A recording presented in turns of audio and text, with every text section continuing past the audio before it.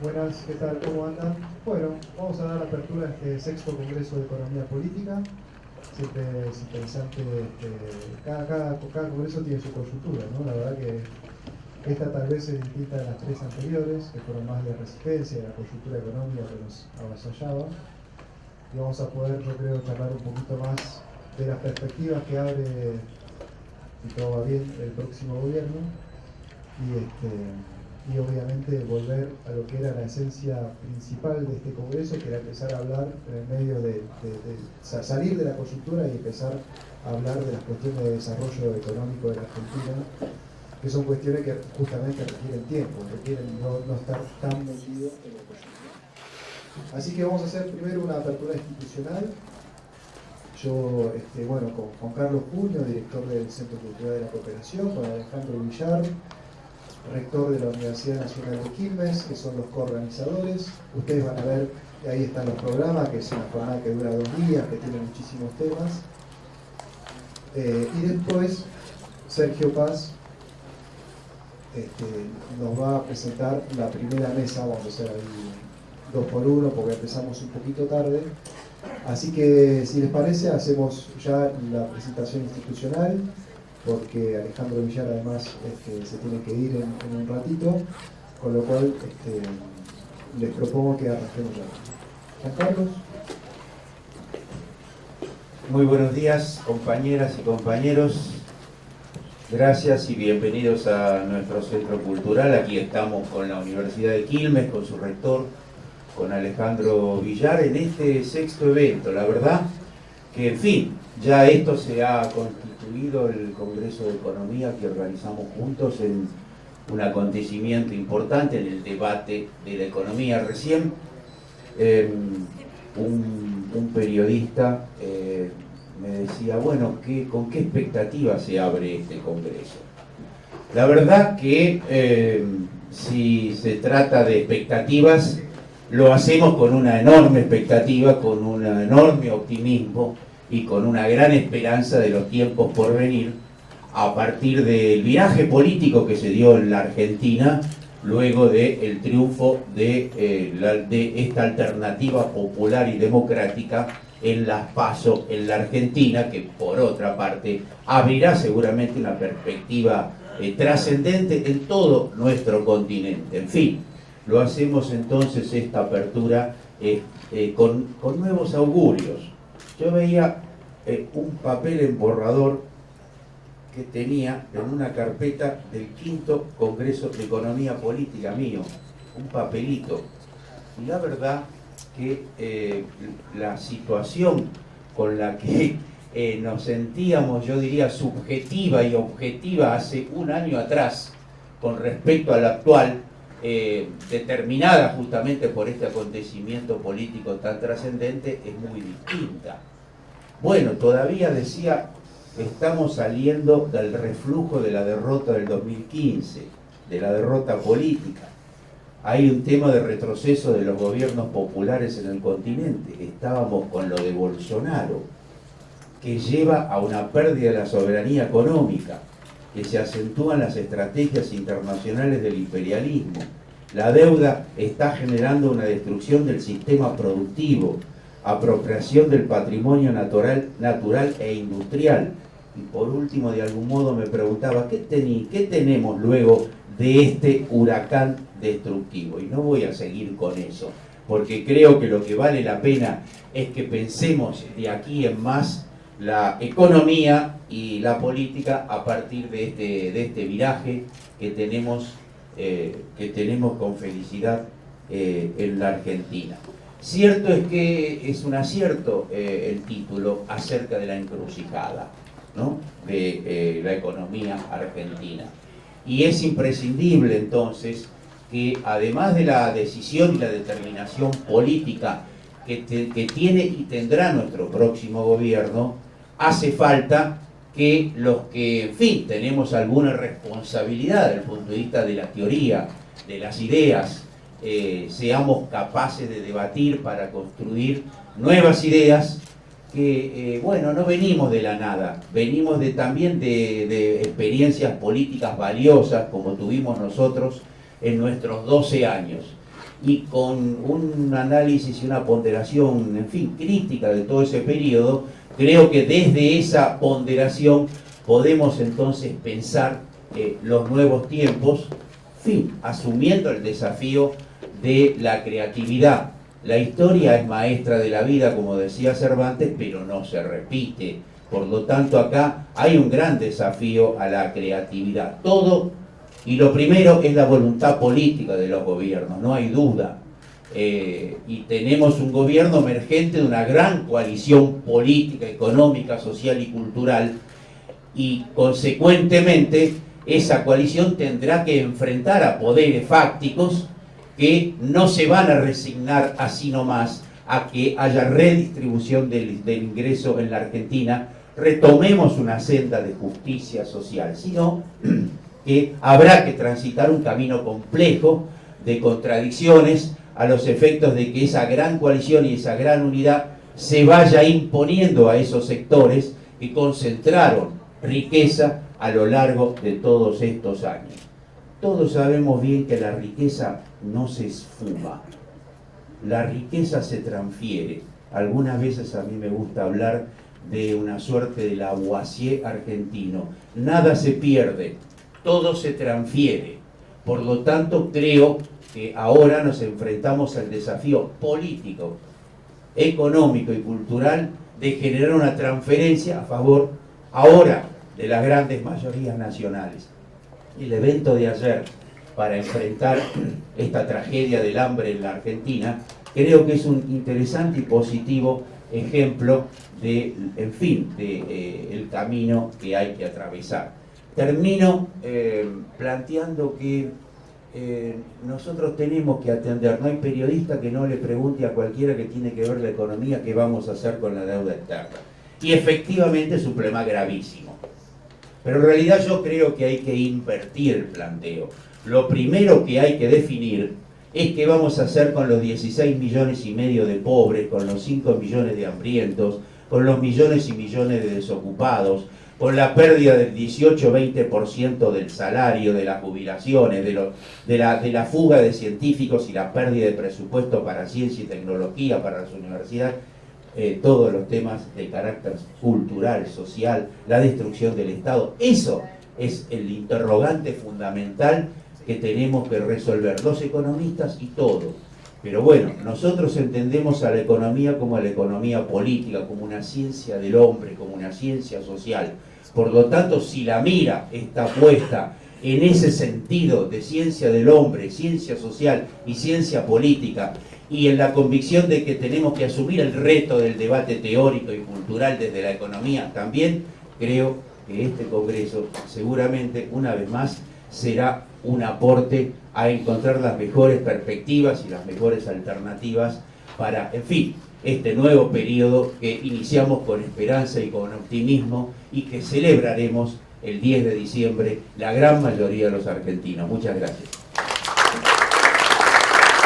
Saludo a todos los panelistas, me olvidaba, pero tengo que ser sincero, tengo que saludar especialmente a Dora Barrancos, nuestra candidata a senadora nacional, porque es un buen ejemplo de aquello de la teoría de la cultura junto a la lucha política, que es, yo diría, un estadio valioso, superior de lo que es el intelectual, del intelectual orgánico, que es aquel que se esfuerza por aportar a la teoría, a la ciencia, a la cultura, pero a su vez afronta el reto de la lucha política, no solo de la política como categoría, sino de la lucha política.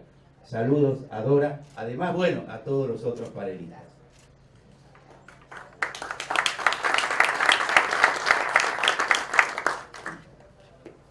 Bueno, buenos días a todas y a todos.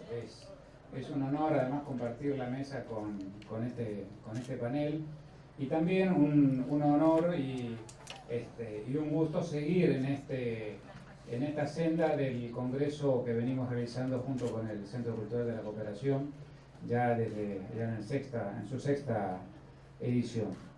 Para la Universidad de Quilmes es un evento muy importante porque nosotros consideramos que las universidades tienen que contribuir a generar agenda, a generar debate público, a generar los espacios para que, como en este Congreso, se puedan discutir, se puedan presentar las ideas, porque el mundo de las ideas está ligado al mundo de la política y al mundo de la transformación de la sociedad. Y ese es uno de los roles que tenemos las universidades, estamos convencidos, y también trabajar articuladamente, como en este caso con el Centro Cultural de la Cooperación, trabajar en red, pensar colaborativamente cómo podemos, en este caso, pensar la economía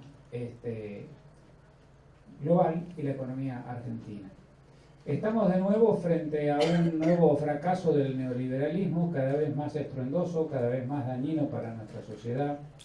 Un fracaso anunciado, ¿sí? Aunque muchos hemos sido sorprendidos por la velocidad, pero que claramente vuelve a demostrar que estos manuales, que son aplicados a rajatabla con una torpeza y unas anteojeras llamativas, nos han vuelto a dejar en una profunda crisis social y económica.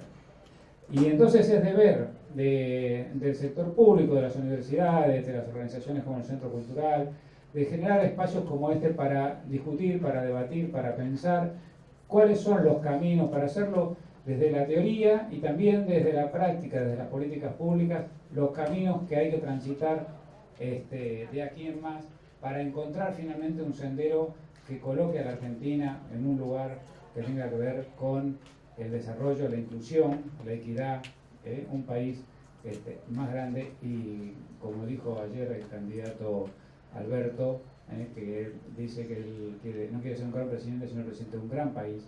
Me parece que ese es un punto clave. También no se puede dejar de mencionar, ¿sí?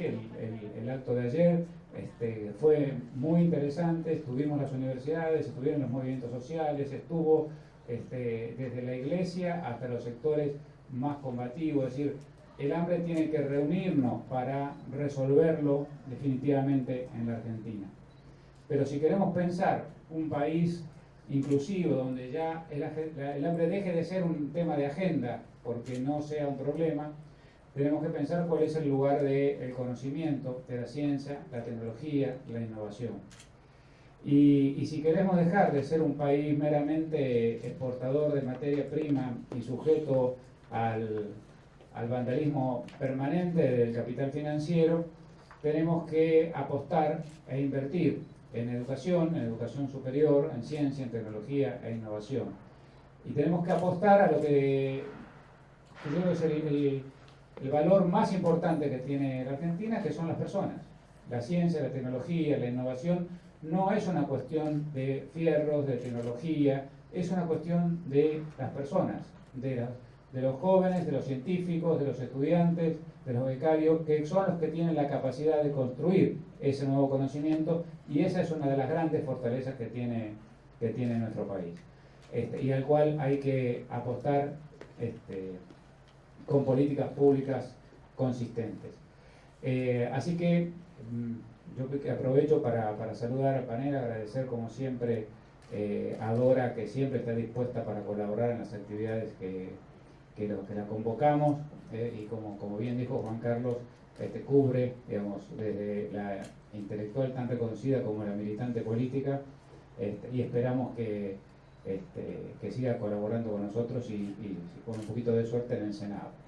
Pero básicamente pensar que este es un espacio para seguir pensando la economía desde la política, para poder transformar a la Argentina, esperemos ahora sí definitivamente.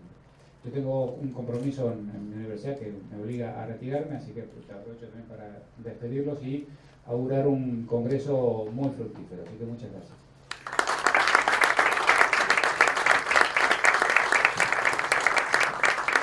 Sergio.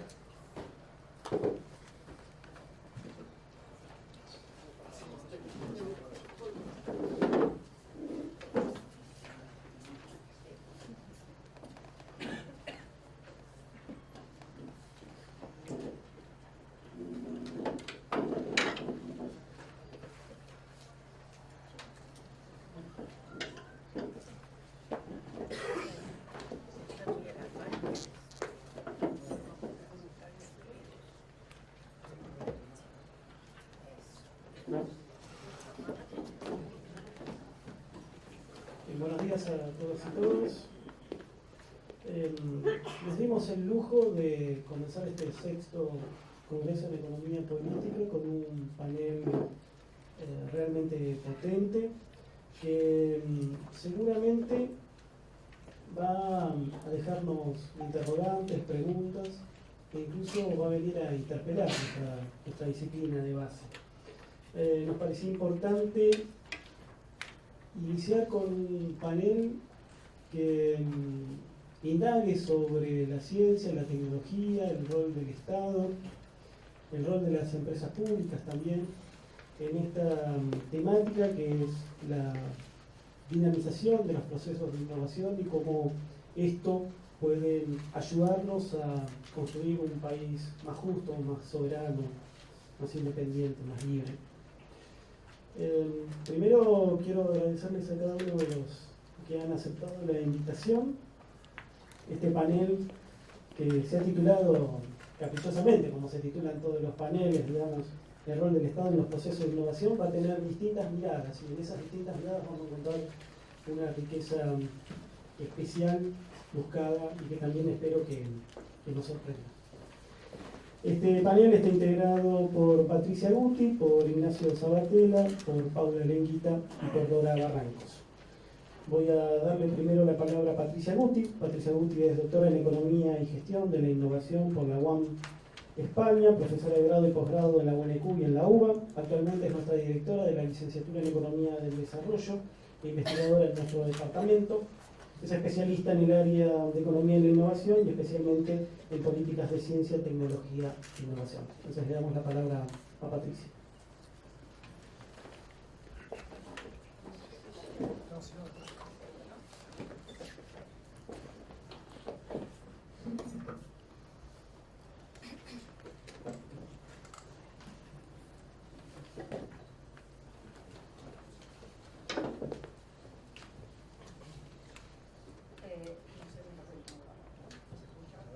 Hola, sí, ahí está mejor. Bueno, en primer lugar quiero agradecer a la organización, de la cual formo parte, pero de todas maneras agradecer que nos hayan invitado a formar parte de este panel, a estar acá. Para mí es una alegría enorme desde la universidad, además, poder formar parte de este panel de apertura del Congreso y sobre todo para trabajar temas tan importantes como son para el desarrollo de nuestra Argentina, que es la conformación, la inversión en ciencia, tecnología e innovación. A mí me gustaría hablar particularmente sobre el papel del Estado en términos de en los procesos de innovación, particularmente destacando el papel del Estado en la conformación de las empresas públicas. ¿Y por qué necesitamos empresas públicas? ¿Por qué particularmente tenemos que discutir sobre las empresas públicas? Y esto tiene que ver con que en América Latina, a pesar de las privatizaciones masivas que sufrimos en la década de los 90, tenemos un montón de empresas públicas. Argentina en particular tiene un montón de empresas públicas y empresas muy importantes, como entre algunas de ellas YPF, Antel, Petrobras, por mencionar también algunas de las empresas de los países de América Latina y no solamente las de Argentina, Codelco, entre muchas otras. Y a pesar de tener toda esta acumulación de conocimiento en empresas públicas, los estudios sobre las empresas públicas desde la mirada de la economía de la innovación, que es donde yo trabajo, son estudios escasos. Y de hecho, cuando se hicieron las privatizaciones en la década del 90, esas privatizaciones se hicieron sobre la base de las experiencias y de los estudios sobre empresas públicas de otros países, ni siquiera sobre las empresas públicas de nuestros entornos. Las empresas públicas tienen un papel importante en el desarrollo económico desde muchos aspectos y sin embargo, a pesar de eso, prevalece una concepción general en el interés público de pensar o de creer que las empresas públicas son ineficientes, ¿no? Que en términos generales son empresas que muchas veces lo hemos escuchado, que son un mal gasto de recursos y por eso justamente se apoya la idea de las privatizaciones de estas empresas, ¿no? Porque en teoría los privados van a poder gestionarlas de mejor manera de lo que puede hacer el Estado. Y eso tiene que ver en parte porque lo que ocurre es que cuando miramos las empresas públicas utilizamos normalmente indicadores de desempeño económico y de rentabilidad rentabilidad financiera, cuando una empresa pública en realidad no tiene nada que ver, o sea, tiene que ver con eso, pero particularmente para evaluar una empresa pública no deberíamos mirar la rentabilidad financiera. Y entonces, ¿qué deberíamos mirar para evaluar una empresa pública? Particularmente deberíamos tener en cuenta que una empresa pública tiene como objetivo, entre muchos otros, proveer la infraestructura básica que necesitamos para el desarrollo, los servicios públicos esenciales que también necesita nuestra población, fortalecer las habilidades y las capacidades de nuestros empresarios, promover las actividades económicas que son estratégicamente importantes para el país, controlar monopolios también, promover el bienestar social de la población, impulsar el crecimiento económico y controlar la producción de bienes estratégicos. Eso, entre algunas otras, probablemente a muchos de ustedes se les estén ocurriendo otras causas y razones por las cuales tienen que existir las empresas públicas. Y esto, en términos de los estudios académicos, nos lleva a dos modelos diferentes de empresas públicas. Por un lado, el modelo tradicional, que es lo que normalmente pensamos cuando hablamos de empresas públicas, que es aquella empresa productora de bienes y servicios. Pero por otro lado, los modelos más modernos o los actuales de empresas públicas están basados en realidad en aquellas empresas y organizaciones que están dedicadas a trabajar y a tratar problemas específicos y sectores estratégicos particularmente. ¿Qué pasa en Argentina, especialmente con las empresas públicas? Argentina tiene o ha tenido desde 1800 empresas públicas y ha tenido más de 100 empresas públicas a lo largo de este tiempo. Durante el consenso de Washington, 67 de esas empresas fueron privatizadas, es decir, en la década del 90. Y después de la crisis del 2001, con el fortalecimiento del Estado, muchas de esas fueron renacionalizadas. De ese total de empresas renacionalizadas, la mayor parte de ellas están ubicadas en sectores estratégicos. Además, la importancia de las empresas públicas es sustancial en la medida que el 15% del PBI está representado por las ganancias o los beneficios que generan estas empresas públicas, y el empleo que generan además representa el 10% del empleo manufacturero total de Argentina. Es decir, que realmente son empresas importantes. Yo quiero destacar por último un tipo especial de estas empresas públicas que en realidad son más bien organizaciones públicas, que son aquellas que están centradas particularmente en la generación de conocimiento y especialmente en lo que nosotros llamamos las empresas o las organizaciones públicas de base tecnológica. Normalmente escuchamos cuando hablamos de ciencia y tecnología y hablamos del papel del Estado, hablamos mucho del INVAP, ¿no? Como un gran ejemplo de empresa pública, o hablamos también de YPF, que después vamos a hablar también. Pero a mí me gustaría resaltar en estos minutos que me quedan, para no extenderme mucho, un tipo particular de organización pública que tiene que ver con uno de los sectores también de punta en nuestro país, que son las organizaciones que están centradas en la generación de conocimientos en el sector de biotecnología. Y una de esas instituciones que por ahí se conoce poco, pero que es sumamente relevante para el desarrollo de nuestro país, es la Estación Experimental Agroindustrial Obispo Colombres de Tucumán. Y no solamente es importante por el conocimiento que genera, sino también porque nos remite a trabajar y a hablar sobre las economías regionales.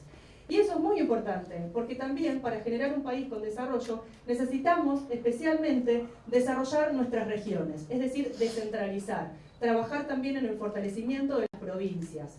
Y en ese sentido, la Estación Experimental es una institución científica tecnológica de desarrollo productivo que fue fundada en 1909 específicamente, por lo tanto tiene muchos años ya de existencia. Tiene actualmente más de 400 personas trabajando en su institución, desde investigadores, tecnólogos, ingenieros agrónomos, profesionales de distintas valga la redundancia, profesiones, y está dedicada particularmente al desarrollo, a apuntalar tecnológicamente el desarrollo productivo de la provincia. Especialmente nosotros estuvimos trabajando con esta institución en el desarrollo de una innovación particular, que es la innovación de la caña semilla de alta calidad, que fue una innovación muy importante porque no solamente permitió recuperar los niveles de productividad que el sector había perdido a lo largo de la década del 90, sino que también es una tecnología muy interesante porque permitió el alcance de la tecnología a pequeños productores que de no ser por la existencia de esta organización pública que desarrolla esta tecnología y la transfiere al sector productivo, sin un mayor costo adicional, probablemente hubieran desaparecido de la estructura productiva tucumana, especialmente, ¿no?, de la estructura productiva cañera. Si bien es cierto que podemos tomar y trabajar sobre la cuestión de la producción de caña de azúcar en Tucumán desde muchas perspectivas, si lo miramos desde el lado económico y particularmente desde el desarrollo científico y tecnológico, lo que nos encontramos con esta estación y con lo que ha ocurrido en Tucumán es que especialmente el desarrollo de esta tecnología ha permitido la supervivencia de una estructura productiva más amplia y diversificada, en donde aproximadamente hay hoy unos 5.000 cañeros, en donde el 90% de estos cañeros son pequeños, y de no existir la posibilidad de acceder a esta tecnología de forma amplia, probablemente estos cañeros no hubieran podido permanecer en el sector productivo. ¿Y por qué esto es importante también? Porque justamente el conocimiento que permite esto es un conocimiento que queda en una organización pública. Quien desarrolla la tecnología es la estación experimental. Y ese conocimiento se queda en la institución. ¿Y qué me permite eso? Me permite que hoy lo aplico en caña de azúcar, pero mañana lo puedo aplicar en los limones, lo puedo aplicar en los frutos azules, lo puedo aplicar en cualquier otra producción que necesite de este conocimiento para poder fortalecer su proceso. Si esto estuviera en manos de una empresa privada, cualquier otro productor hubiera podido acceder, por supuesto, pero teniendo que pagar un costo mucho mayor. Por supuesto que tampoco estoy hablando en este momento de los problemas de redistribución, que no los ignoro, y los hay adentro del sector cañero en Tucumán, que eso también es todo un desafío, en donde también necesitamos una fuerte participación del Estado para regularlo, pero lo importante es que tenemos la tecnología y tenemos el conocimiento en manos del sector público. Y eso es lo que nos permite, en términos generales, poder hacer una apropiación mayor de estas rentas generadas en este proceso tecnológico. ¿Cómo se consiguió esto? Para ir cerrando, o sea, ¿cómo la estación experimental consigue generar este desarrollo tecnológico a partir de un Estado fuerte y presente? ¿Cómo lo hizo? Lo hizo a partir de la generación de capacidades locales, trayendo conocimiento del exterior, particularmente con especialistas cubanos que han venido a Tucumán a formar a los investigadores de la estación experimental, pero que luego ese conocimiento quedó en la estación experimental, creando una división dentro de la misma estación experimental, es decir, fortaleciendo las capacidades y ampliando las capacidades locales. Lo he hecho también a partir de la apropiación de diferentes programas públicos, como por ejemplo la repatriación de los recursos humanos a partir del programa Raíces, la presentación de los PICT, de varios de sus investigadores en los PICT, en los PICTO, la asociación con el CONICET, porque aquí también hay investigadores CONICET. Es decir, que no es solamente una institución provincial, porque no lo mencioné antes, pero además la estación experimental es una institución provincial, sino que es una institución provincial que está en el marco de un sistema nacional de innovación. Y eso es lo que tenemos que comprender, porque eso es lo que tenemos que fortalecer como país. La institución, la estación experimental, es muy importante, y es muy importante el apoyo que recibe provincialmente, pero también es muy importante el apoyo nacional que recibe a partir de la participación en estos diferentes programas. Programas o instrumentos que en su mayoría en los últimos años han sido fuertemente debilitados. ¿Y esto qué quiere decir? Quiere decir que también el debilitamiento de estos instrumentos está afectando particularmente a las economías regionales, que se apoyan en esto para poder generar estos procesos de crecimiento. Por último, para ir cerrando, me gustaría resaltar algunas cuestiones. Tener instituciones o tener organizaciones públicas, empresas públicas, nos permite, en primer lugar, generar capacidades locales, generar conocimiento y tecnología local. En segundo lugar, nos permite que la difusión de estas tecnologías tenga un mayor alcance en términos de la estructura productiva a la que llega y la velocidad. No lo mencioné antes, pero en 10 años la estructura productiva tucumana, a partir de este desarrollo particular, de esta caña, semilla de alta calidad, permitió en 10 años recuperar niveles de productividad que había perdido fuertemente. Y esto, para los que conocen un poco el sector agrícola, en 10 años recuperar niveles de productividad es bastante importante a partir de nuevos conocimientos. Finalmente, nos arriesgamos de alguna manera a decir, y digo nos arriesgamos porque esto es mi equipo de investigación y yo, no solamente yo sola, que estas instituciones nos permiten evitar o generar un camino alternativo para la ganancia de productividad que no tenga que estar basado en la escala. Es decir, que no tengamos que perder a nuestros pequeños productores para poder ganar productividad y hacer crecer a nuestros sectores más importantes en las economías regionales.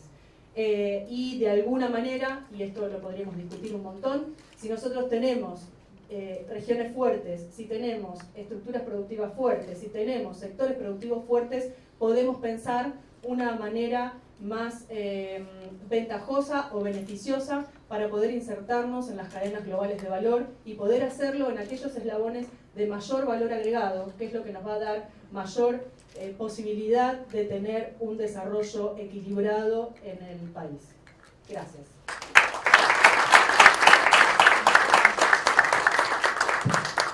Muchas gracias, Patricia. Pasamos ahora a la presentación de Ignacio Sabatella.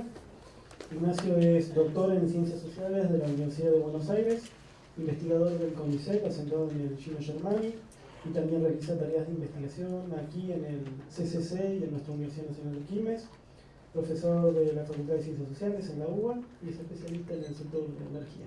Te escuchamos. Bueno, muchas gracias. Me paro un cachito porque estoy en la punta de la mesa y casi a punto de salir del panel. Bueno, yo les voy a hablar de un sector estratégico cuando hablamos de rol del Estado, innovación, conocimiento, que es el sector energético. Y en particular les voy a hablar del sector hidrocarburos, del sector nuclear y del sector renovable. En los breves 15 minutos que tengo vamos a tratar de abordar esos tres sectores. Y el primer punto, sin dudas, es hablar de vaca muerta. Vaca muerta que cada vez se habla más y en los próximos años lo van a escuchar una y otra vez. Incluso el equipo de campaña de Alberto Fernández viene haciendo hincapié en el aporte que va a hacer vaca muerta en cuanto al ingreso de dólares en los próximos años. Y me quiero remontar un poquito al pasado. Porque ¿cuándo se empezó a hablar de vaca muerta? Vaca muerta en realidad, como ustedes saben, es una formación geológica. Estamos hablando de millones de años.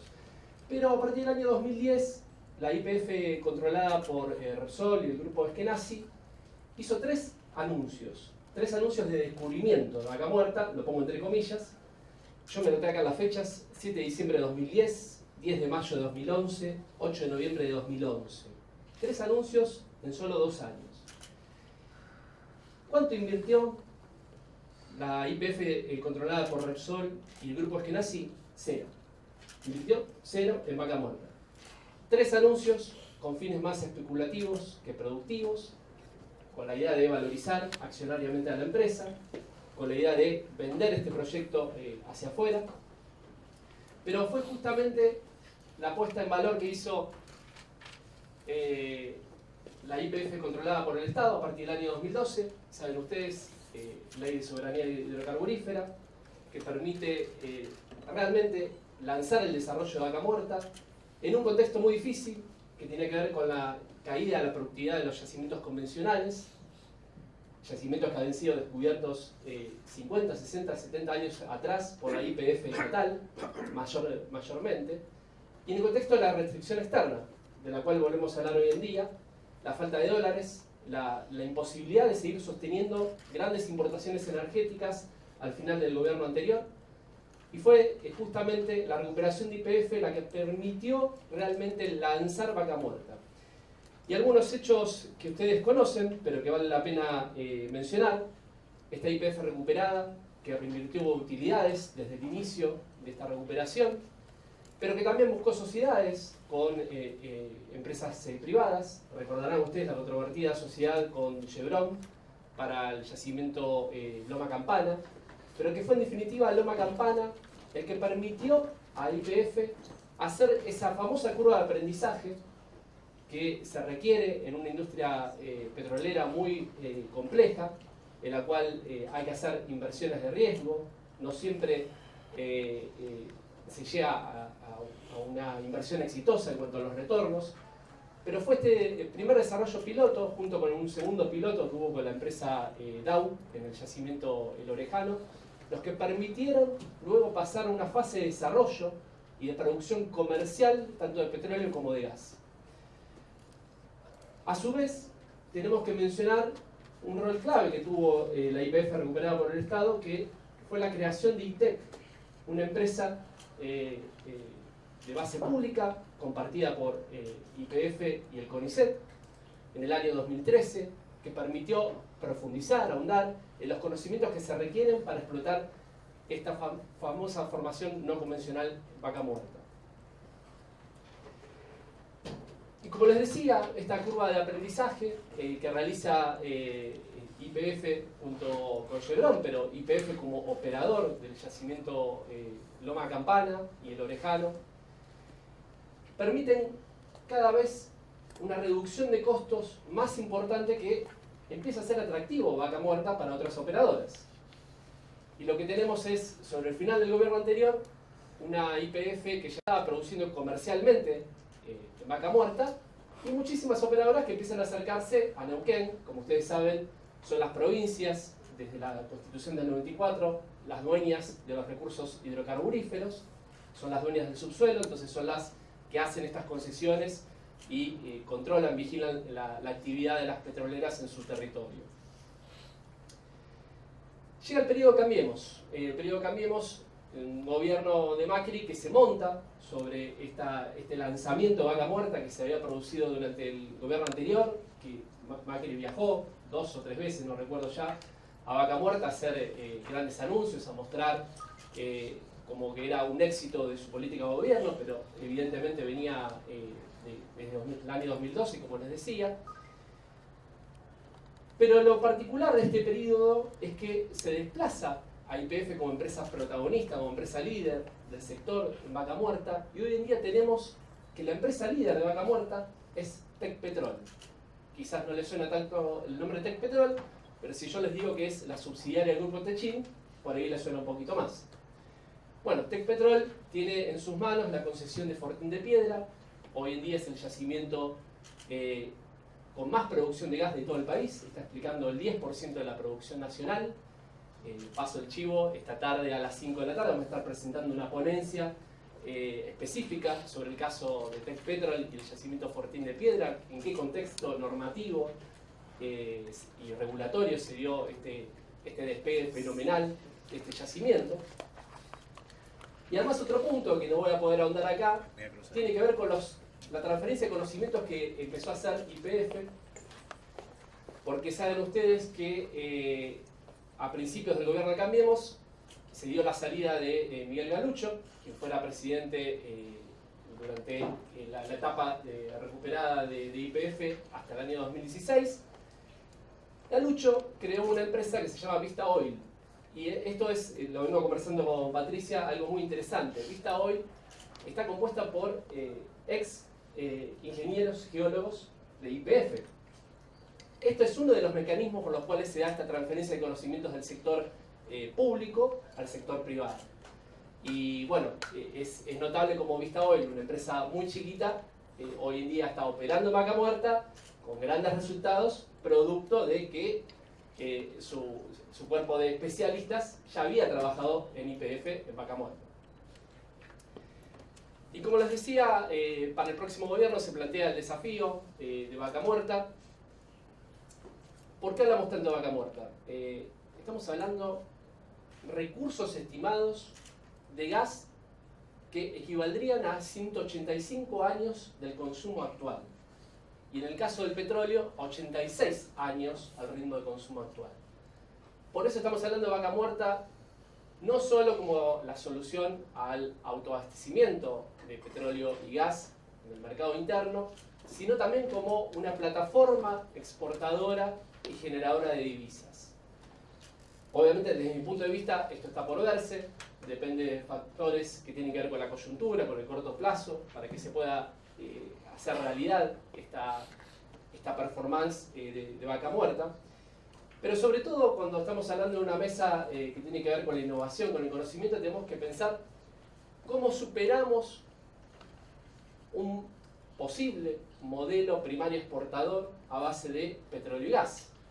Y si estamos hablando de un próximo gobierno con un proyecto productivo, evidentemente el conocimiento, la inversión en I+D va a tener un rol crucial para superar las limitaciones de ese modelo primario exportador. Y esto tiene que ver con los encadenamientos productivos, aguas arriba, aguas abajo. Y sin dudas, en un próximo gobierno, YPF va a tener que tener un renovado rol de liderazgo en Vaca Muerta, no como sucedió a lo largo de este periodo de Cambiemos. En segundo lugar, les decía, brevemente me voy a referir al sector nuclear. Saben ustedes que Argentina fue pionero a nivel regional en el desarrollo de la energía nuclear, pero también de la tecnología nuclear con otros fines, industriales, en la medicina. Por lo tanto, hay una capacidad acumulada durante décadas en las empresas públicas Nucleoeléctrica Sociedad Anónima, más conocida como NASA, y la Comisión Nacional de Energía Atómica. Y saben ustedes que sobre el final del gobierno anterior, año 2014, se firmaron una serie de convenios con China, con el gobierno chino, entre ellos la posibilidad de financiar la construcción de la cuarta y quinta central nuclear. ¿En qué consistía este acuerdo? En que una de esas centrales se iba a realizar con tecnología que ya domina Argentina, que es la tipo CANDU, tecnología que incluye agua pesada, uranio liviano no enriquecido, y que Argentina tiene una trayectoria desde la puesta en marcha de Atucha 1 en la década de los 70 hasta la puesta en marcha de Atucha 2 en el año 2014, domina esta tecnología, y la idea era que en este caso el gobierno chino financie la construcción y que sea NASA, la empresa pública, la que construya, diseñe y opere esa central nuclear. Y además, este acuerdo preveía la posibilidad de una segunda central con tecnología china. Porque obviamente los chinos dicen, vamos y vamos. Vamos con la tuya, vamos con la mía. Pero en la que se preveía la posibilidad de que incluso haya una transferencia de conocimientos de este tipo de tecnología, PWR, se llama para quien quiere datos más específicos, la posibilidad de transferir conocimientos tanto a NASA como a la CONEA. ¿Qué pasó durante la gestión Cambiemos? Quienes están al tanto del tema saben que estos acuerdos se frisaron, se paralizaron, en el marco de esta miopía del gobierno de Macri, de mirar más a Estados Unidos que a otros países del mundo. Sin embargo, China el año pasado les dijo, bueno, si ustedes quieren paralizar los acuerdos nucleares e hidroeléctricos, yo les paralizo el swap. Ahí tuvo que recular el gobierno de Macri, y lo que hizo fue en abril de este año firmar una carta de intención con el gobierno chino para reactivar este acuerdo, pero solo para la central nuclear de tecnología china. Es decir, queda fuera de ese acuerdo la primera central nuclear que estaba prevista, que era con tecnología que domina Argentina. Con lo cual, acá tenemos un desafío para el próximo gobierno, que es revisar estos acuerdos, revisar de qué manera se va a poner en marcha estos proyectos, si finalmente es una o dos centrales, si es una central con tecnología china, de qué manera se realiza esa transferencia de conocimientos. Y por último, hablarles del sector renovable. El sector renovable, caballito de batalla del gobierno de Cambiemos. Habrán ustedes visto al presidente inaugurar distintos parques eólicos y solares a lo largo y ancho del país. A partir sobre todo de la ley 27.791, que fue sancionada justito antes del cambio de gobierno, en el año 2015, que lo que hizo fue relanzar el sector renovable, pero con esta particularidad. Puso como plazo que a finales del año 2018 el cubrimiento de la demanda eléctrica nacional sea cubierto en un 8% por energía de fuente renovable, y en el año 2025 el 20% del cubrimiento de la demanda eléctrica fuese a partir de fuentes renovables. La primera meta no se cumplió. Hoy en día estamos alrededor del 2,5% de contribución de la energía renovable en la generación eléctrica. Y hay otro punto que es crucial para esta mesa, que tiene que ver con el componente nacional de esa tecnología renovable. La ley de 2015 preveía incentivos para que las empresas que ganaran licitaciones para instalar proyectos renovables tuvieran como ideal, un 60% de componente nacional y un mínimo de 30% nacional. ¿Qué hizo el gobierno de Macri? Apenas asume, lanza el programa Renovar y el programa Mater, que son dos programas justamente para lanzar rondas licitatorias de tecnología renovable, y al mismo tiempo flexibiliza las condiciones por las cuales estaba proyectado esta integración de componente nacional, flexibiliza la posibilidad de importar equipos de tecnología renovable, incluso en muchos de los renglones de la nomenclatura del Mercosur llegó a arancel cero, con lo cual hoy tenemos una invasión de equipos renovables de tecnología foránea. Para que se den una idea, hoy en día hay 147 proyectos aprobados por estos programas a lo largo y ancho del país, eólicos, solares, mini hidroeléctricos, entre otras tecnologías renovables. 50 de ellos todavía no han sido puestos en marcha, justamente por la crisis del año pasado, cabe agregarlo. Estas empresas están encontrando dificultades financieras para poder desarrollar estos emprendimientos, pero según algunos especialistas en el tema, de los proyectos que ya se han instalado y puesto en marcha, el componente nacional ronda entre el 10 y el 20%, muy lejos de la meta mínima que era llegar al 30%. Con lo cual, muchos especialistas están hablando de si es una ventana de oportunidad perdida por parte del país a la hora de embarcarse en un sector que a lo largo y ancho del mundo está siendo clave, crucial, como es el sector renovable. Y en ese sentido, el desafío para el próximo gobierno es reactivar estas capacidades industriales y tecnológicas que están presentes en el país, como por ejemplo en la empresa INVAP, que me mencionaba Patricia. INVAP tiene en este caso la capacidad de desarrollar aerogeneradores para la generación eólica de baja y media potencia, y lo que es alta potencia tiene desarrollado un prototipo, con lo cual ahí hay una semilla para regar, para hacer crecer y expandirlo en un sector que, como decíamos, tiene metas muy precisas que tienen que ver con llegar al 20% en el año 2025, y esto implica que va a seguir expandiéndose el sector renovable. Y por último, ya concluyo, dejo la palabra a las dos expositoras siguientes. El rol de las ciencias sociales. Siendo doctor en ciencias sociales, formado en la ciencia política, en mi carrera de grado, no quiero dejar de mencionar esto, porque cuando hablamos de ciencia, tecnología e innovación, muchas veces predominan los discursos cientificistas más ligados a las ciencias duras. Y yo creo que, teniendo en cuenta un sector como el que les venía describiendo, el sector energético, sin duda que necesitamos una gran cantidad de disciplinas trabajando de manera transdisciplinaria, economistas, gente proveniente del derecho, politólogos, ¿por qué no?, sociólogos, antropólogos.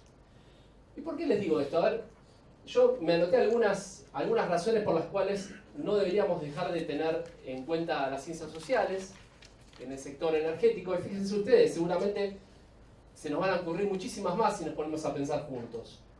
Marcos regulatorios para la explotación y distribución de energía, estudios comparados a nivel internacional para ver dónde está parada Argentina y qué modelos se pueden llegar a, no copiar del todo, pero sí copiar algunas ideas innovadoras.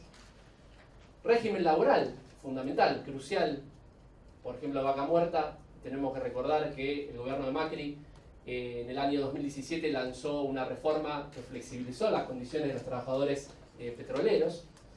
Y por último, si estamos hablando de Vaca Muerta, un crecimiento exponencial en los próximos años, vamos a tener en la provincia de Neuquén una explosión demográfica, con todo lo que eso implica, con todo lo que el Estado neuquino, pero también con la asistencia del Estado nacional, tiene que pensar en materia de vivienda, de educación, infraestructura. Con lo cual, ahí quiero rescatar el papel clave que pueden tener las ciencias sociales también para este sector. Nada más, muchas gracias.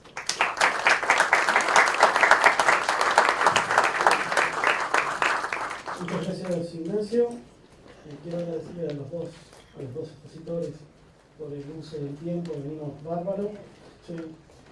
También quiero señalar de que se está transmitiendo esta mesa vía Facebook, así que además de los que estamos aquí presentes, nos están siguiendo otros por esta herramienta. Quiero ahora pasar a presentar a nuestra tercera expositora.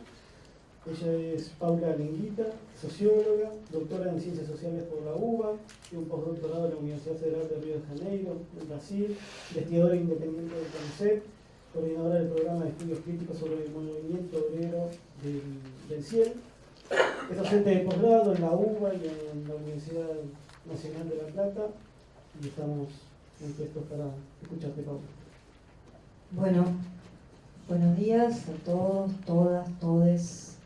La verdad que estar acá, bueno, un agradecimiento muy profundo porque además, hablando de estos temas, y como decía Nacho recién, todo tiene una historia, ¿no? Y de alguna manera pensar que el tema de la ciencia, la innovación, hoy es parte fundamental de la agenda del proyecto futuro que se avecina, es también consecuencia no solamente de muchos años de inversión en el sector, sino también, yo creo, de un movimiento social y político que se puso en la calle en pleno balotaje en el 2015 para frenar esta embestida macrista que sabíamos iba a ser devastadora. Yo creo que fue algo más que eso, pero bueno, no han podido efectivamente con la batalla cultural, ¿no? Finalmente venían a quedarse 20 años como otros proyectos políticos autoritarios y van a quedarse en el camino en ese sentido. Pero por eso agradecer mucho este encuentro, porque además me siento sumamente acompañada en ese proceso político que iniciamos en pleno balotaje, con Dora en la calle en su momento, con Nacho. La verdad que fue un aprendizaje para todos y hoy nos permitió a algunos participar, y yo creo que de eso les vengo a hablar en algún sentido, de mesas de trabajo, de equipos técnicos que se están llevando adelante sobre variados temas, más de 20 temas, en el marco de la Universidad Metropolitana de Educación y Trabajo. Yo compongo una de esas mesas dedicadas a la ciencia, la tecnología y la innovación. Entonces algo de lo que voy a contarles va a tener que ver con ese acuerdo, ese debate, esa síntesis que se está produciendo con distintas organizaciones que formaron parte de ese movimiento en la calle, que de alguna manera han acumulado propuestas y desafíos hacia adelante. Por eso yo me animo a hacer una reescritura del título. En la palabra encrucijada pondría algo así como temas emergentes. Me parece que todos estamos en un momento aleccionador, en el sentido de tener esperanzas. Toda crisis significa algún cambio, ¿no? Una nueva perspectiva desde la cual mirar los desarrollos, las apuestas, los proyectos, y en ese sentido creo que estamos en un muy buen momento. Yo también quiero decir que cuando hablamos de innovación también estamos hablando de esta escena, ¿no?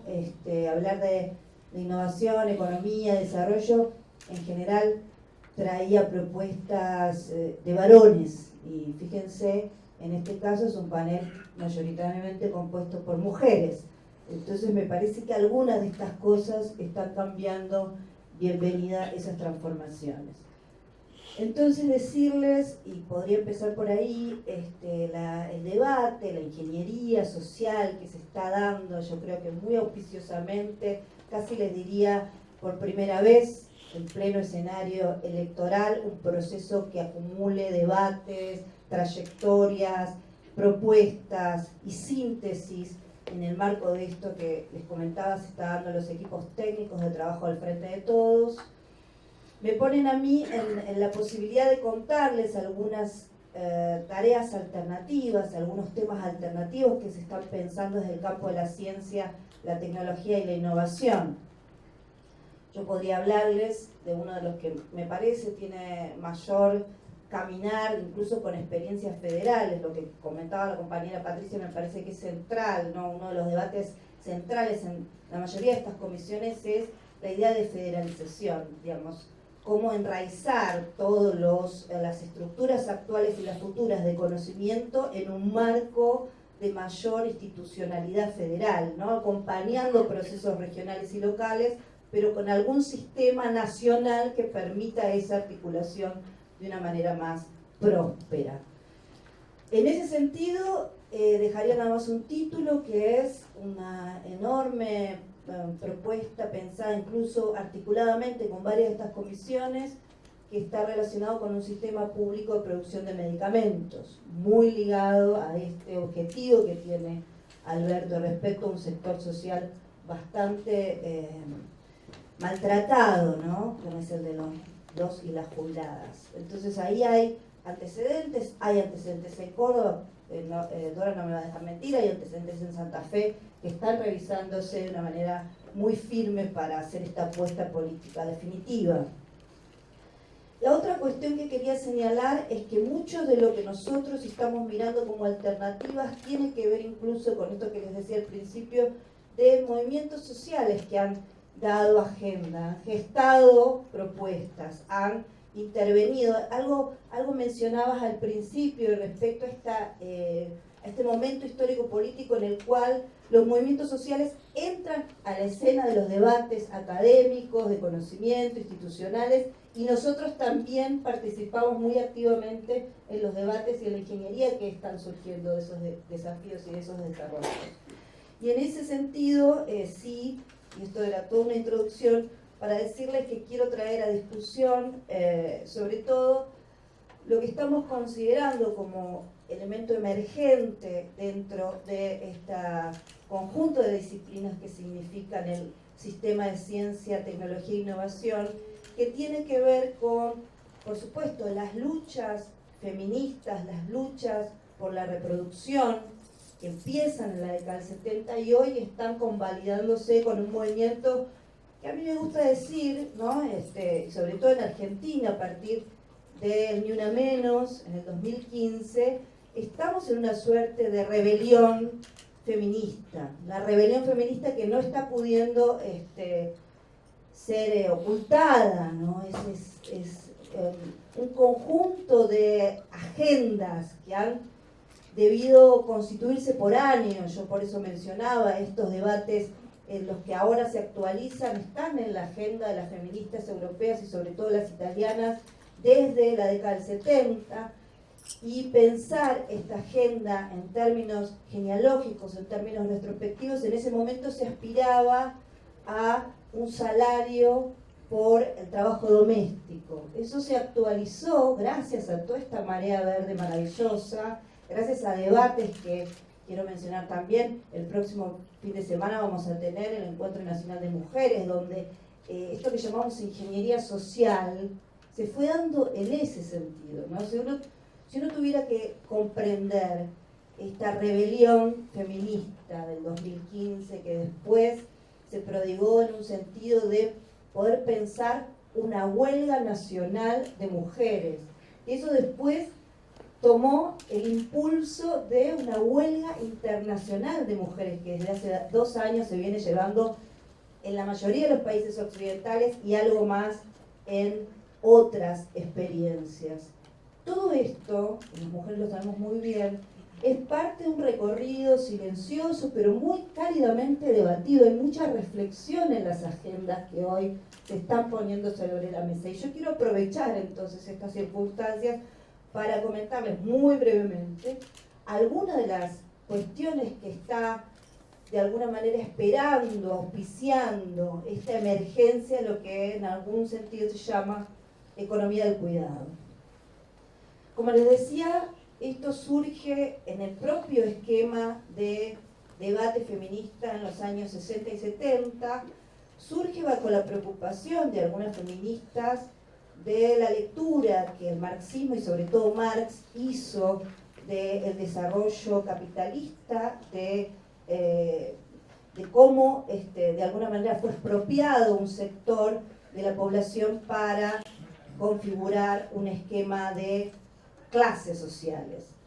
Bueno, una de las mujeres que más ha logrado popularizar esta crítica a Marx, respecto a la configuración o el desarrollo del propio capitalismo, incluso señalando al capitalismo como un desarrollo absolutamente conservador en el sentido de que no solamente ha expoliado un sector de la población, sino sobre todo la mayoría de las mujeres, ¿no? Lo que hace Silvia Federici es señalarnos cómo las mujeres han sido puestas, encapsuladas en los hogares, para decirlo de una manera bien brutal, bajo una disciplina doméstica que muchas veces era ejercida por los propios varones de la familia, ¿no?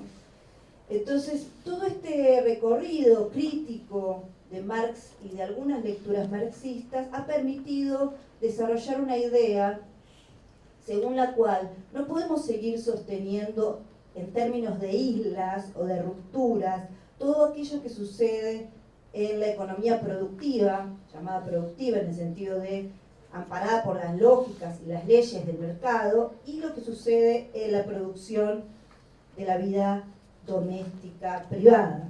Es decir, tenemos que cada vez más empezar a señalar dentro de las lecturas que hacemos del mundo de la economía este doble registro.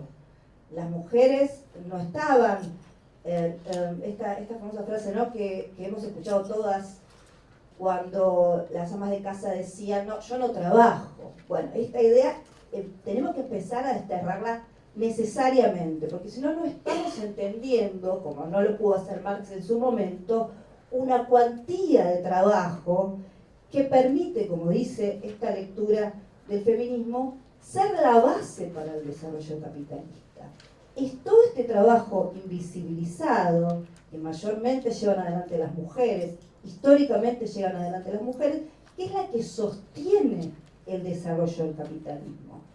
La crisis de este movimiento, por supuesto, se advierte con más claridad en este tiempo a propósito de, entre comillas, la doble jornada femenina, es decir, cuando las mujeres masivamente se incorporan al mercado de trabajo. Esto es, como decíamos, cuando las feministas en los 60 y los 70 empezaron a señalar esta particularidad no vista, invisibilizada y sobre todo, más grave, naturalizada, ¿no? Son ellas las que hacen este tipo de trabajos que están absolutamente desvalorizados por la lectura económica más tradicional.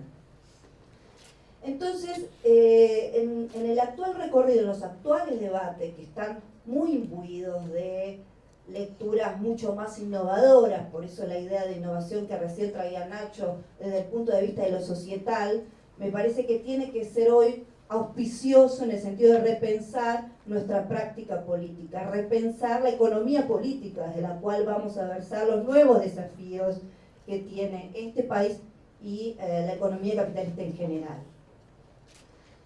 Cuando hablamos de economía del cuidado o esta lucha, como suele mencionarse también, de la reproducción, tenemos que pensar entonces algunas claves que definimos recién respecto a cómo el desarrollo capitalista se basa profundamente en este trabajo invisibilizado, en este trabajo que mayormente realizan las mujeres en fábricas absolutamente encapsuladas, ¿no?, aisladas entre sí, que son de alguna manera los hogares o las familias. Decíamos recién, suena un poco polémico, pero después la tengo a Dora que suaviza todo lo que yo digo, con ciertos verdugos de esa disciplina doméstica que eran los varones de esa familia. Recordemos que las sufragistas tuvieron que luchar mucho por los derechos civiles, tuvieron que luchar mucho por los derechos políticos, es decir, tuvieron que luchar mucho por esas relaciones generizadas de poder al interior de los hogares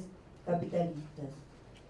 Y en ese sentido, creo yo que esta preocupación no ha de ser solamente una preocupación dentro de una perspectiva de la economía política, que es la economía del cuidado, ha de tener que ser parte del debate concreto, actual, que tenemos hacia adelante en este país, porque en gran medida esta relectura de la economía en general nos va a permitir entender un conjunto de tareas, de desarrollos, de producción, de ingeniería, de tecnologías sociales, que hoy se están dando, hoy, no hacia adelante, hoy, y es necesario poner la lupa ahí, en todo lo que también se viene desarrollando alrededor de la idea de economía social. Muchas de las mujeres que hoy forman parte de este universo de la economía social son invisibilizadas. Han logrado, como bien dice Silvia Federici, redes de cuidado, redes colectivas de cuidado. Por lo tanto, mucho de lo que estamos discutiendo alrededor de este cambio de paradigma, de esta forma renovada de entender el desarrollo del capitalismo, no porque empiece desde este momento, sino porque en este momento estamos en condiciones de ver cómo el sistema capitalista se sostiene alrededor de todo ese cúmulo de trabajo invisibilizado, alrededor de todo ese cúmulo de trabajo naturalizado, que como bien dicen las compañeras feministas, no es más ni menos que la producción de vida, que no es más y menos que la producción y la supervivencia, la reproducción de la vida, ¿no? Y sobre todo la vida de los sectores y de los grupos sociales más vulnerabilizados, como son los niños, las personas enfermas y los ancianos. Entonces, es necesario, lo digo a viva voz, es necesario empezar a reflexionar desde este paradigma, es necesario poner el foco en esta realidad de la reproducción de la vida, que como ellas mismas están resignificando, no es solamente un problema de la vida humana en términos de su propia reproducción y de su propia manutención. Es también, como decían los compañeros, un ejercicio que hay que empezar a hacer para ver el problema de la expoliación de los recursos. Estamos entrando en un paradigma de lectura de la economía que tiene que entender, como están mostrando muy claramente los movimientos más juveniles en contra de lo que está sucediendo en el mundo en términos de situación de clima, ¿no? La crítica que los movimientos juveniles están haciendo, es necesario entrar a discutir estas cuestiones desde el punto de vista teórico y político. Y como yo no solamente traigo esta idea renovada, si ustedes lo quieren así, pero sobre todo que tiene hoy la voz de un conjunto, de un movimiento social y político a nivel internacional. Recordemos que las sufragistas, como recién mencionadas, han sido también las que señalaban esta doble jornada, este desequilibrio injusto en la forma de distribución del trabajo ligada a las tareas de cuidado, sino que además ahora son los más jóvenes los que empiezan a interpelarnos con estas categorías hoy claramente expuestas respecto al funcionamiento del propio capitalismo en general. Cuando pensamos esto, pensamos entonces no solamente en una distribución de recursos, no solamente en una distribución salarial de estas tareas fundamentales, base social del desarrollo capitalista, también tenemos que empezar a pensar en formas renovadas de ingeniería. Recursos no solamente son recursos monetarios, son incluso conocimiento, mucho del conocimiento que algunas feministas están descubriendo en las redes comunitarias de mujeres pobres respecto a esta reproducción de la vida, respecto a este cuidado en la expoliación del planeta en general. Entonces, para este encuentro, que me parece auspicioso, que me parece que está renovando los aires, que sale incluso del terreno exclusivamente de la tensión que significaría la idea de encrucijada, y nos puede poner en un escenario respecto a aquello que está por venir, mucho de lo cual tiene su raigambre, tiene su fortaleza en los movimientos sociales. Nada, aspiro a que este Congreso de Economía Política empiece a darle un estatus fundamental a alguna de estas cuestiones, podamos entre todos y todas ir resolviendo soluciones de un desarrollo capitalista que muchos dicen está en decrecimiento, es decir, no es tanto lo que se produce, sino más allá, más bien lo que se expolia. Entonces, algunas de estas categorías que vienen de los movimientos sociales, que vienen del movimiento de mujeres, hoy a escala internacional, que sin duda es un movimiento rebelde, que está poniendo agendas políticas en todos los países. Bueno, en este escenario electoral, creo yo, es necesario dar visibilidad a estos problemas y de alguna manera acompañar todo este proceso político en el cual estamos todos comprometidos. Muchas gracias.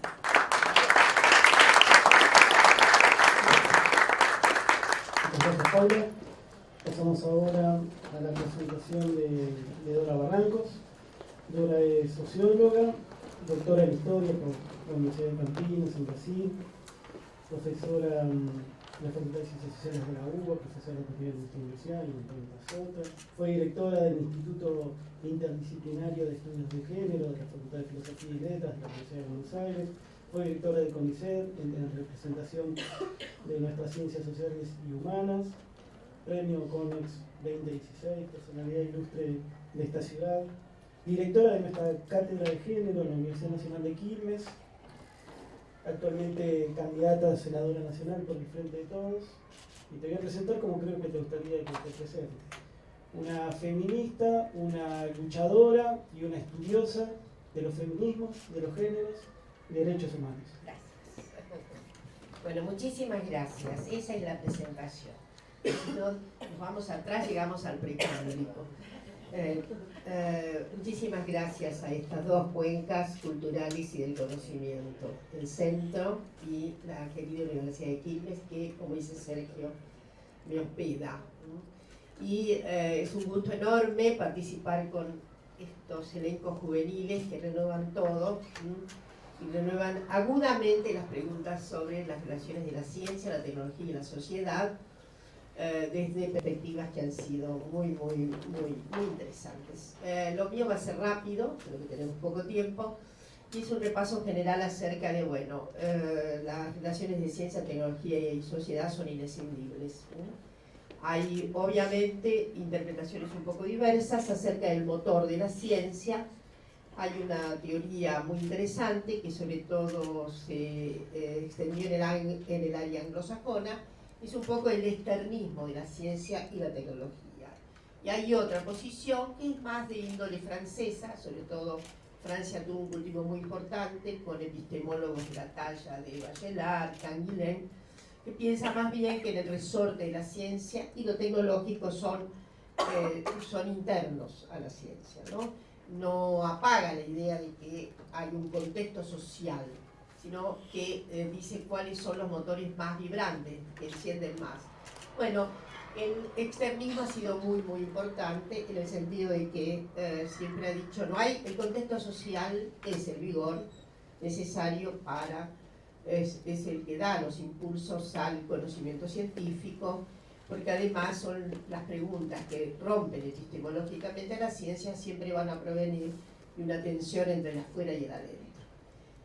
Así es, la verdad es que el desarrollo científico se debe desde luego al gran desarrollo capitalista. Antes estábamos en ciertos umbrales, al mismo Bachelard le gustaba decir que la ciencia propiamente dicha, la ciencia al uso, la ciencia moderna, es del siglo XVIII para acá, y que lo anterior en realidad en esa posición, que es muy interesante, en realidad no se pueden congeniar como antecedentes de la ciencia los antecedentes que efectivamente son, sí, desde el punto de vista historiográfico los podemos tomar como algún hito, pero lo que supone a la ciencia como tal, su propia historia, son las rupturas internas de lo que serían conceptos. Son los conceptos, ¿no? Los conceptos irrumpen de manera notable y dan un antes y un después. De ahí que Kuhn alguna vez hablara de revoluciones epistemológicas, en el sentido que hay acumulaciones que ya no tienen posibilidad gravitante. Entonces se desacomoda la ciencia y hay un salto cuántico que generalmente se origina en las propias orillas de la ciencia, ¿no? A una joven discípula, a un joven discípulo se le ocurre que en realidad el experimento marche en otro sentido. Esto lo digo como una introducción general porque últimamente, ustedes saben que en este ciclo asiago que está terminando, hubo una recomposición total de los sentidos orientadores de la ciencia, digo una recomposición en una otra perspectiva, y lo que llama la atención es que las personas fueran las mismas, ¿cierto? Sí, una impresión completa de los sentidos quiero recordar que se estableció una suerte, para mi gusto, de epistemología que alguna vez llamé de los escombros, ¿no? Había unos ciertos escombros y ahí surgió una epistemología un poco barbárica, ¿no? En el sentido primero de distanciar, separar algo que ni en el siglo XIX se les ocurría a los más eficientistas de la ciencia proponer como una...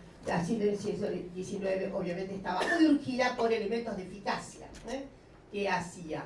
La ciencia en el siglo XIX tenía espectadores que querían que la ciencia produjera elementos tangibles, etcétera, etcétera. Pero ni aún así se le exigía a la ciencia un grado, yo diría, de eficientismo total. Siempre recordé a Maxwell, el famoso científico que a fines del siglo XIX propone unas tesis fundamentales sobre la termoelectricidad y demás, termodinámica, no es exactamente esto, y Maxwell produce los 4 teoremas y los enuncia. Entonces alguien en el público le pregunta, ¿y para qué sirven? Y él dijo, ¿qué sé yo para qué sirven? Son los 4 teoremas. Más o menos así es lo que ha estado pasando, ¿no? Porque ha habido una imperiosa necesidad de marcar epistemológicamente las diferencias entre ciencia básica y ciencia aplicada, entre ciencias que sirven y ciencias que están ociosas, lo cual es irremediablemente, una regresión. No hay ciencia aplicada sin ciencia básica, y no hay ciencia que sea ocioso. Y acá Nacho nos termina de recordar cuál es la cierta eficacia, sin que le reclamemos exactamente eso a las ciencias sociales en nuestro país. Yo diré que esta posición epistemológica inversa a la que se tenía hasta el 2015 propició también una vuelta notable. Se escuchaba a menudo decir, en este país hay que parar con la historia de que los investigadores hacen lo que quieren. También otra posición absurda, porque ningún investigador, ninguna investigadora hace lo que quiere. Hay una malla social del conocimiento, hay, como ustedes saben muy bien, régimen de mercado para el conocimiento, por qué se pone de moda determinado tópico, por qué la biología molecular se ha puesto tan de moda. Obviamente hay razones internas al conocimiento y hay unas buenas razones que tienen que ver con lo que serían los márgenes de aplicación de los estudios genéticos, por ejemplo, ¿no? Que van a redundar en florecientes negocios. Entonces, esto no quiere decir que el investigador en biología molecular está pensando en eso. Lo que queremos decir es que hay una malla, espesa malla condicionante para eso que parece el libre albedrío, la voluntad de... Es cierto, después están las cuestiones personales, nos orientamos según vocaciones, a veces nos arrepentimos de una vocación y vamos por otra. Pero eso no está explicando el conocimiento científico. El conocimiento científico se explica por una tensión, sí, en todo caso, entre lo social y el contexto social, el contexto meramente, sujeto a la especialización disciplinaria y desde luego un régimen de, yo diría, de alteridades vastas entre laboratorios, etcétera, etcétera. Es mucho más complejo que la mera voluntad del investigador o la investigadora. Yendo más adelante, esto fue muy disruptivo, y al mismo tiempo paradójico en una suerte de contexto neoliberal.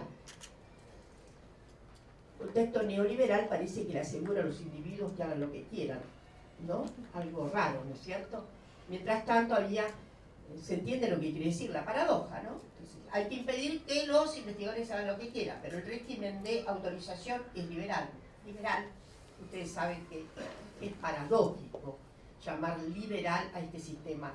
Yo creo que es neo en varios sentidos, liberal relativamente. Liberal, sí, en estos acuerdos fundamentales que se tienen en planes de negocios, etcétera, etcétera. Pero bueno, si fueron auténticamente liberales, el aborto sería ley. Entonces, perdón que mezcle las cosas, pero estamos entusiasmadas por los cambios que pueden venir. Entonces, lo que quiero decir es que sí, yendo más a las cuestiones que vienen, necesitamos una recuperación completa para la ciencia y la tecnología, en estos sentidos que en alguna manera enunciaron. Nosotros tenemos, y sabemos muy bien, lo que han sido las empresas, la empresa, por ejemplo, lo que es lo que es nuestra empresa con YPF, los ingentes recursos que puso el CONICET en la Obispo Colombres. Tal vez necesitaríamos repensar, tomando las riendas del gobierno, si efectivamente es el CONICET el que tiene que ser coempresario de una empresa o es algo más complicado que eso. ¿Está claro? Porque me parece que ITEC está, lo digo porque además acompañé con enorme afectividad y con enorme convicción la creación de ITEC. Creo que hay un exceso, es decir, el CONICET no puede solo estar en el orden de la empresa, que es el 49% de todas maneras de las acciones, no puede tener más, obviamente por regulación inclusive de normas del Estado. Me parece que hay que pensar si en un sentido ya, primero digo lo que me parece que debe sobrevenir, y eso son proyectos de grandes programas, de grandes articulaciones, para lo que serían, me parece, 4 o 5 cuestiones fundamentales que hay que repensar, en donde hay que, sí, ahí hay que apostar lo que sería el desideratum de lo que queremos en materia de cierto desarrollo verdaderamente estratégicos, y hay que pensarlos en totalidad. Estoy pensando, sí, desde luego, por ejemplo, litio es toda una gran malla que requiere muchísima atención en muchísimos puntos, ¿no? Entonces digo litio porque el litio está y se va a poner más de moda, pero me parece que ahí tendría que pensarse en una coorganización de varios ministerios, de CONICET y ministerios, respecto a lo que sería la atención de grandes proyectos. Cuando digo grandes proyectos no digo 20 proyectos, ¿no? Sino un grupo de proyectos que estoy segura que se pueden delinear respecto de a por dónde le vamos a apuntar recursos, inversiones, etcétera, etcétera, a esos proyectos, y que efectivamente me parece que van a solicitar, sí, también ratio económica, sin duda, que siempre es una ratio política. No me cabe duda de que sí, que ha habido otra suerte, perdón que vuelvo un poco a este pasado que ya dejamos, a este presente que ya es pasado, respecto de una cierta, ¿cómo diré? Una cierta naivete, si ustedes me permiten, en pensar que, por ejemplo, todos sabemos qué significó el retroceso de recursos en general del área, de todo el sistema ciencia y técnica, y muy particularmente el CONICET. El CONICET tiene hoy el presupuesto en valores constantes que tenía en 2016, esta es la verdad, si no menos. Es decir, hay ahí una situación muy grave que está significando que, por ejemplo, la mengua de ingresos, etcétera, etcétera, estoy segurísima, está atentando contra el desarrollo creativo de las posibilidades científicas y tecnológicas. Pero quiero, sobre todo, referirme a las tecnológicas. Hubo y yo no diría tanto que es una visión central que tuvo el exministerio, sino ciertas aplicaciones, ciertas ideas, ciertos aplicadores que había en el CONICET, respecto de pensar que la mera oferta, de creación tecnológica puede resolver el problema. Bueno, una podría decir lo que ya se sabe, que se ha dicho tantas veces y ustedes conocen muy bien, es la economía, estúpido, es la economía. Si no hay desarrollo contextual del sistema productivo, no puede haber una oferta tecnológica. Es decir, ¿de qué adelanta que tengamos, a ver, jóvenes, inclusive con becas doctorales, que es una cosa, me parece un poco disparatada, en temas estratégicos, si no hay una absorción posible, si no hay un contexto aplicativo y demandador? Esto es lo que queremos decir, ¿no? Es absurdo hacerlo, y alguna vez lo discutí fuertemente en el directorio de CONICET, ya se sabe con qué magros resultados. Pero, en fin, esa tendencia idealista en pensar que una mera oferta va a resolver el problema de las tecnificaciones de urgencia y necesidades para las poblaciones. Es cierto que además tenemos una complicada razón en la Argentina. El empresariado argentino, ahora que se reponga un poco digamos, los sectores que están tan aciagamente en extenuación, como la pequeña y mediana empresa, etc. Pero estamos pensando de cierto empresariado, de cierto, porque ustedes saben que es histórica la mala relación que ha habido entre el empresariado y el desarrollo científico y tecnológico. Ha sido solo el Estado el empeñado en una vigorosa desarrollo, porque hay, sí, términos que han sido muy analizados, términos de, yo diría, de cierta, ¿cómo diré?, una cierta composición del empresario argentino que está muy atento al corto plazo, que está muy atento a la tasa de lucro, a la rentabilidad inmediata, y no le gusta apostar para nada en ciertos desarrollos que llevan tiempo. Esto no se da en todos los empresariados, no se da en estas clases en todo lugar. Por ejemplo, en Brasil la cosa era mucho más plástica. En Brasil había una relación un poco más, ¿cómo diré?, schumpeteriana, con relación a la propia técnica. Yo nunca me voy a olvidar, cuando estaba exiliada en Brasil, me impactaba como nada menos que digamos, el presidente de la más importante asociación de empresarios de Brasil, estoy hablando de algo que ocurrió hace mucho, desde luego, hacía ciertas celebraciones de los estudios que hacía, por ejemplo, el CEBRAP. Saben que el CEBRAP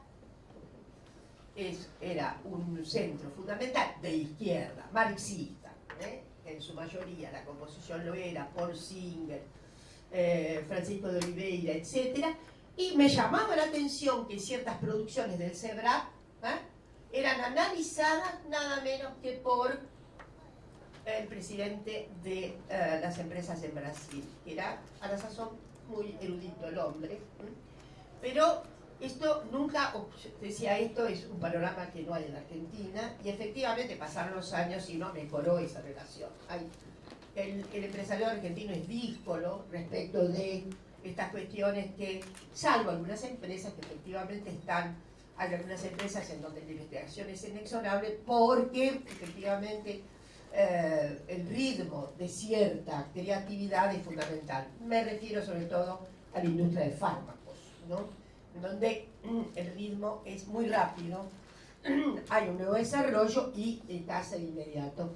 Les digo también que es muy difícil la articulación final entre la tecnología y la aplicación, debido a una serie de constraints que tiene, cosa que aprendí muchísimo, y es al final cómo patentar. Y esto es todo, y es un tema de las ciencias sociales, el patentamiento, la gestión del patentamiento, la vida, madurez y muerte de una patente. Son cuestiones que tienen, digamos, que nos llevarían a otras significaciones. Lo que el CONICET, desde luego, tiene que hacer, sí, lo venía haciendo, con mucha menor eficacia en esta temporada, era el desarrollo de su vinculación tecnológica, que es algo que efectivamente sí debería prodigarse fuertemente una vez que volvamos a recuperar las riendas de la ciencia y la tecnología en nuestro país. Y para ir cerrando no puedo olvidar dos cuestiones. A menudo, ustedes saben, perdón, mi alergia, es la temporada primaveral, pero no puedo dejar de pensar en cómo finiquitó la empresa de Argentina Innovadora 2020. Ustedes saben que no terminó el 2020, ya se apagaron las luces de Argentina Innovadora 2020 porque obviamente hubo que hacer una circunstancia diametralmente opuesta. Pero bueno, vamos a insistir en que efectivamente la Argentina tiene que duplicar o triplicar la expresión de la relación de cientistas y tecnólogos en la PEA. Hace poco, a propósito también de ciertas cuestiones que se aventaban respecto de, bueno, el exceso de investigadores que tiene el CONICET, por ejemplo, ¿no? Un exceso de investigadores, una cosa notable. O el exceso, ¿no?, en fin, los excesos son absurdos. No hay ningún exceso, ¿no? Hace poco salieron nuevamente las estadísticas que tienen que ver con el número de personas que está afectada a la ciencia y la tecnología en Francia. Casi 600.000. En España, pongamos España, son casi 400.000 personas. Desde luego, no se puede contar todos los grandes institutos. El CNRS en Francia es solo una partecita pequeña del desarrollo científico en Francia, ¿no? Si se cuenta el CNRS con relación al CONICET, se dirá, bueno, pero el CONICET tiene mucho más ingresos. El CNRS es una parte muy pequeña de la expresión científica en Francia hoy. ¿Vale? Por lo menos una gran concurrencia de grandes subsistemas dentro de Francia, además del CNRS. Lo mismo pasa con España. No es el Consejo Nacional de Investigaciones Científicas el que prodiga mayor número de investigadores y tecnólogos en España, sino que hay por lo menos, yo diría, 15 grandes aportes de subsistemas. Necesitamos entonces recuperar con bríos la inversión en ciencia y tecnología. Y la tenemos que recuperar con bríos porque efectivamente el Estado es el único propulsor que tendremos, porque no hay un cambio de mentalidad empresarial de la noche a la mañana, no lo va a haber. Entonces necesitamos proponerles nuevas tecnologías, cambios fundamentales. Sí, porque sabemos perfectamente, no me puedo olvidar del renglón género porque Paulita lo trató muy bien, necesitamos muchas tecnólogas en este país. Y necesitamos un Estado que acompañe a la mayor formación, por ejemplo, de ingenieras electrónicas, de ingenieras mecánicas. En la ingeniería de alimentos está muy saturado de mujeres porque la biología dio un salto cuántico generalizado femenino notable que todavía tenemos que analizar en el mundo. Inclusive, las proporciones de mujeres en el CONICET no la aportan las ciencias sociales y humanas, la aportan la biología y las ciencias médicas. Entonces, pero yo creo fundamentalmente en que nuestras sociedades democráticas justamente lo serán porque no pueden prescindir de ningún talento y el talento efectivamente tiene que incluir a más y a más y a más. A más personas sexogenéricas diferentes y a más gente de orígenes sociales. En lo posible, los orígenes sociales que necesitamos son los orígenes populares, donde hay mucho talento que no consigue reverberar como deseamos. Hay mucho talento que hoy está quedando en el camino, que está quedando excluido y que está posiblemente comiendo salteado en esta temporada. Entonces necesitamos volver a reforzar presupuestariamente todo el sistema científico y tecnológico.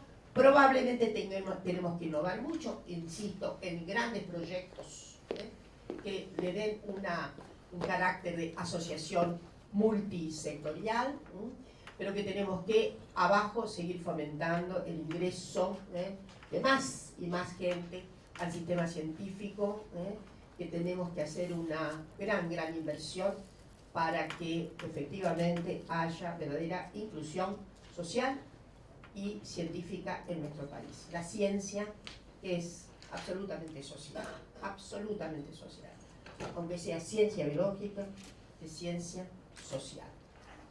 El desarrollo científico es social, las ideas se tramitan socialmente.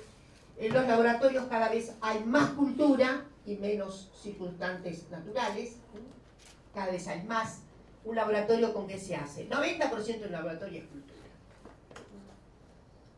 Quiere decir que son innovaciones previas, que son sistemas de ideas previos, sistemas teoréticos previos que han coagulado en fórmulas materiales. Necesitamos entonces incluir. Es el único porvenir que tiene la ciencia y la tecnología. Para hacer un desarrollo sustentable en el país, necesitamos ciencia y tecnología. Y para que haya ciencia y tecnología creativa, verdaderamente activa, verdaderamente innovadora, necesitamos incluir a aquellas personas, a los diversos sexos de esta sociedad y sobre todo a los que en este momento están en las márgenes cayéndose. Bueno, muchas gracias.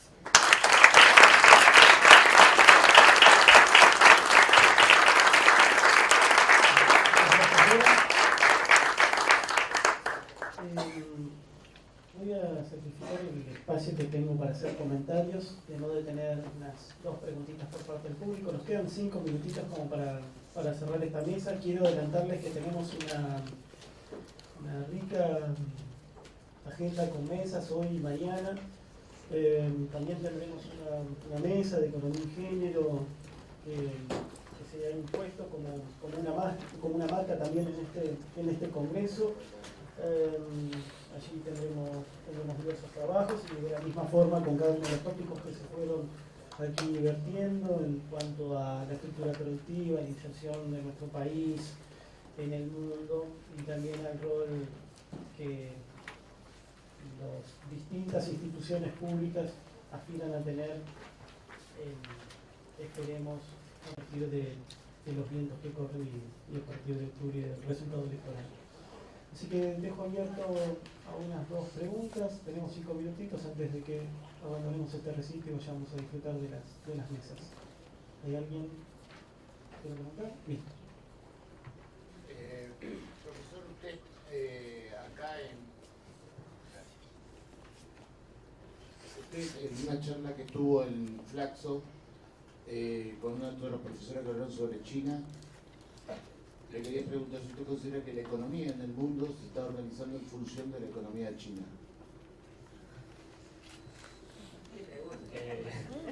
¿Cuántos minutos tenemos? Bueno, es una pregunta clave, estratégica y sobre todo para el periodo siguiente, que todo hace prever un nuevo acercamiento al gobierno chino y al mismo tiempo China con una política de internacionalización de sus empresas, de sus inversiones que se está acelerando en estos años, plantea una serie de desafíos para los países periféricos, incluido Argentina. Y bueno, en aquella charla que menciona que tuvimos oportunidad de hacer en Flaxo, nos especificamos los sectores donde está invirtiendo China fondos específicamente a nivel energético. Yo mencioné el nuclear, pero también está el hidroeléctrico y también empresas chinas que a su vez operan en el sector de hidrocarburos argentino. Bueno, todo esto plantea una serie de desafíos que yo no me animo a responderlo en un minuto, pero evidentemente China, las inversiones chinas van a tener un rol clave nuevamente en un próximo periodo de gobierno.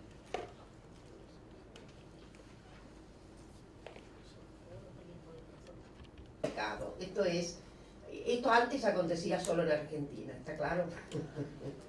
Solo en Argentina teníamos gobiernos conservadores y de derechas, dicho liberales, que estaban asociados al liberalismo solamente por la ratio del mercado. El resto, cuasi fascismo, ¿no? Y tenemos una tradición brutal de, bueno, Brasil comparte desde el 64, esa tremenda tragedia nuestra de golpes de Estado y demás. Lo de Bolsonaro es extrañísimo, evidentemente, porque ahí me parece que está todo un desafío a cientistas sociales, etcétera, etcétera, cómo vamos a denominar estas cuestiones, ¿no? Es decir, yo creo, y con esto cierro, que obviamente retomando el gobierno popular y la democracia intensa, se llame populismo, no sé, populismo es una economía, ¿no? digamos, rotular que ha habido en América Latina, aún entendiendo que los populismos han sido muy diversos, ¿no? No sé, son muy poco comparables, Vargas con Perón, son poco comparables, ¿no? Entonces, lo que quiero decir es que, sí, el empeño fundamental, no en vano, nuestro candidato ha estado visitando el área suramericana en esta temporada y además, en fin, no ha ido a México por una razón estrictamente otra, pero no por su voluntad. De modo que creo que va a haber un restablecimiento enérgico de relaciones y más allá de la circunstancia Bolsonaro. Yo creo que obviamente el pueblo brasileño va a reaccionar porque efectivamente es casi poco comprensible que una parte importante haya votado contra sus intereses, ¿no? Y cuando me refiero a votar contra sus intereses, también nosotros podemos tener acá una buena medida de eso.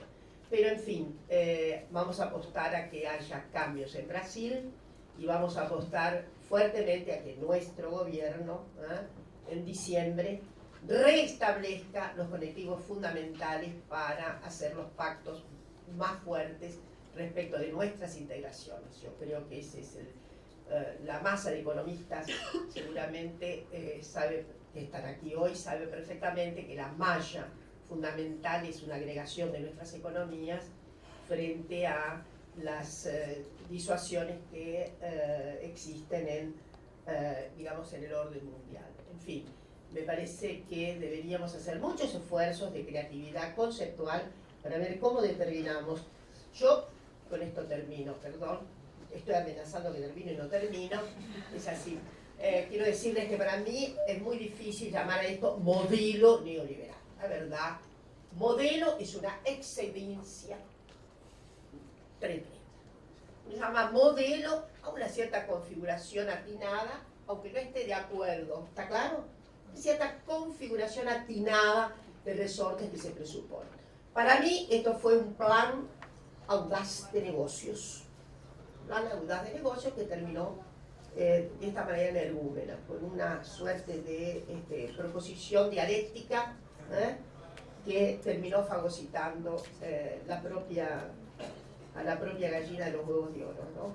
Entonces, no sé si he respondido, pero en todo caso son apuestas políticas, ¿no? Para eso hacemos esto, política. Hacemos una apuesta política y estoy segura de que sí está en la cabeza, en la vertebración de los sentidos, tanto de Alberto como de Cristina, reponer el mapa que nos corresponde.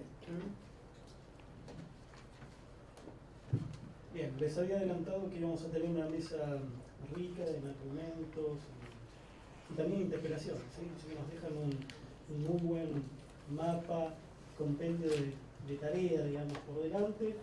En nombre de las dos organizaciones que estamos detrás de este evento, les queremos agradecer que hayan aceptado la invitación, que se hayan acercado y nos hayan brindado esta muy buena mañana de inicio del 6º Congreso en Economía Política. Damos cierre y muchas gracias.